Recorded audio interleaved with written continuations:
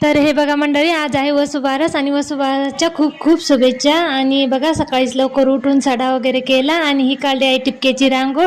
तर पूर्वी तर अशीच रांगोळ काढायचं, तर म्हटलं आज पण आपण डिझाईन नेहमीच काढतो, परंतु आज काढायची टिपक्याची रांगोळ काढून वगैरे झाली, सडा वगैरे केला होता आणि पावल्या पण मी काढल्या. तर आज सकाळी लवकर उठून हे सर्व केलं आणि नंतर संध्याकाळी बघा केलं आहे इकडे वसुपूजन म्हणजे गाईचं पूजन. तर त्यासाठी काढलं होतं ताट. तर आज वड्याचा नैवेद्य असतो, परंतु उपवास आल्यामुळे मी आज शेंगदाणे आणि गुळच गाईला या ठिकाणी नैवेद्य अर्पण केला आहे.